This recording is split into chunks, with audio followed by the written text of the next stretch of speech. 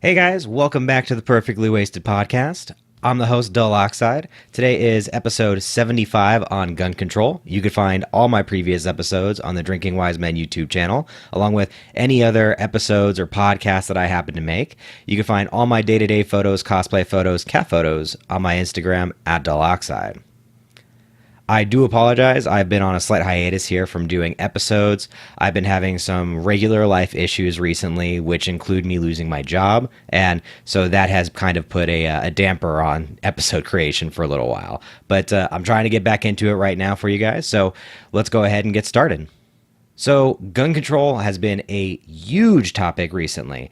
There have been a lot of gun related deaths that have been inside of the news, and I'm sure in one way or another, every one of us has been affected. Okay, but really, a lot of people are kind of pointing, gun control, or in this case, I even have an image for the self control. So, the person wielding the gun, are they the one that needs to be controlled, or are the guns the ones that need to be controlled? So, realistically, this can go two ways here. Okay, so I understand both arguments. They both make a decent amount of sense. Now, which one saves more lives? That also makes a decent amount of sense too.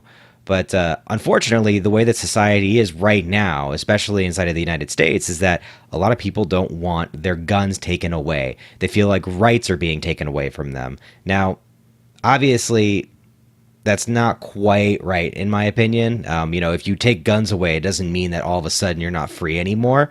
So that's obviously a very broad statement. But with that being said, there are things that you can do that can limit it. You can have limited amounts of guns being purchased by one or many people or a group. It can make it so that basically you are controlling it. It's a controlled environment. This is how they do tests on things. This is how scientific research is done. They control an environment, and then with that environment, they see what the impact is. Okay. Now you could say gun control doesn't work. That tons of other places have done some form of gun control and it hasn't worked. Well, the problem is that no matter how much you try to control something, people are always going to want to go against it in some way, shape, or form. Take alcohol, for instance. When you go through and you take away the ability to drink, what happens? Well, in the most obvious of scenarios here, currently you can't drink in the United States unless you're over 21 in the majority of states. So what happens? Underage teens drink. How do they drink? They get alcohol somehow. Either they have a person that is of age, or they find alcohol somewhere, or they steal it. Okay? But drinking still happens. Same thing with guns. You limit gun control. Criminals are still going to have guns. Regular people are still going to have guns. Criminals break into people's houses. They steal guns, perhaps. Now, that's not a very extraordinarily likely scenario, but it could happen. All right? So, realistically, the problem isn't that we need more gun control. It's that we have too many guns. There are just so many guns inside of the United States right now that it's become a problem. Now, in the near future, I don't see this getting changed at all. Okay? Realistically, there are so many people that are just so for having guns, having weapons, having their rights, that they just don't want to lose it. So, realistically, it's just gun control is just not going to happen anytime soon as far as like what we would want to see. Something that would significantly limit the violent crimes that are connected to guns. Now, that being the case, I think that there are some other things that you could potentially do to limit the violence that is surrounded by guns. And some of it seems like it's kind of, simple, but, they're simple is good sometimes. So let's go ahead and I'll start with one of my first suggestions, which it dawned on me earlier today, and I know I'm not the first person that's thought of it, and I might have heard of it at some point before.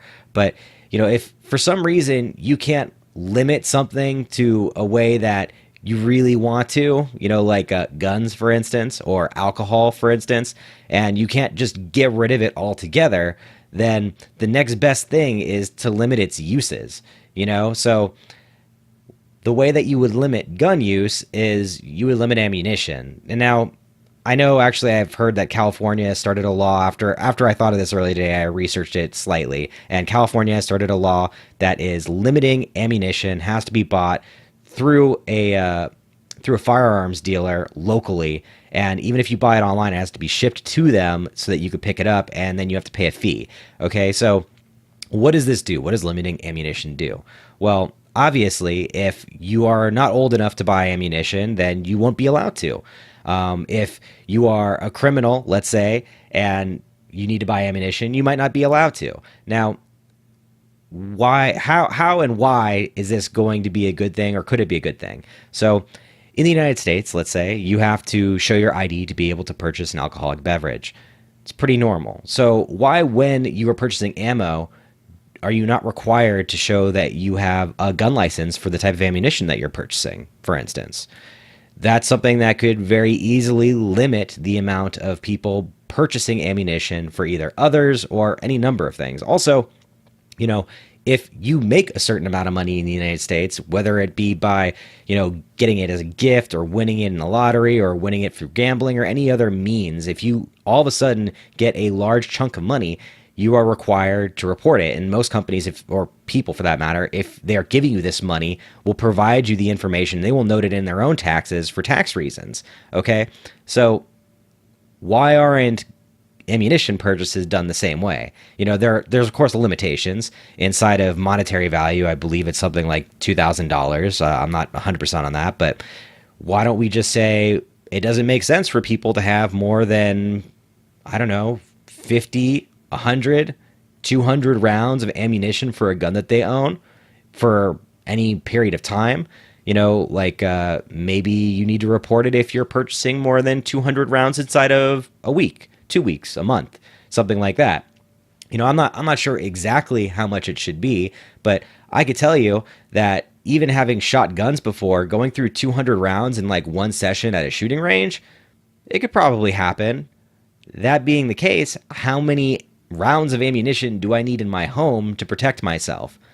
Probably not that many. If you need 200 rounds of ammunition to protect yourself in your own home, you should maybe consider moving.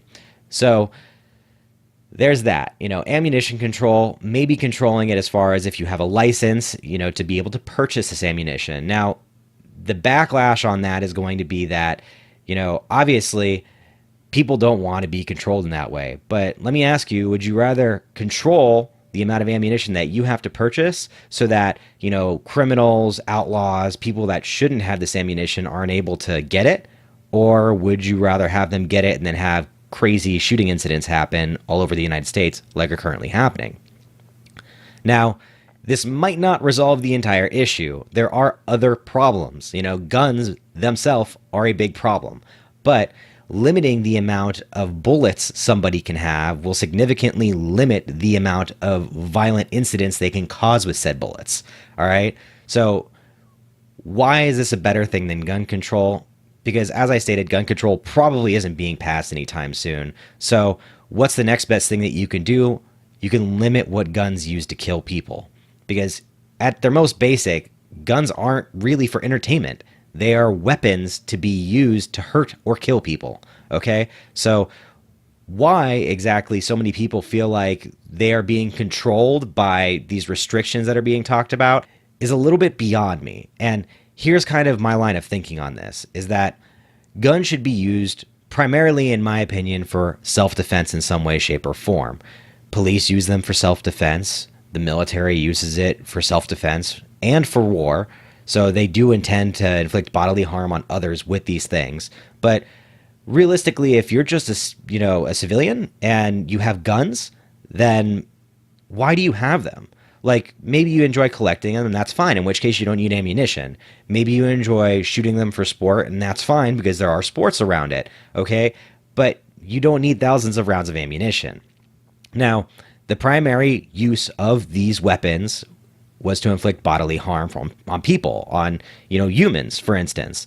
Now, they are created mostly for war. So why exactly is it a good thing to have so many of these and so much ammunition that you can inflict mass harm? That just doesn't seem like it makes much sense. I understand why you'd want to have a gun. I understand why you want to defend yourself.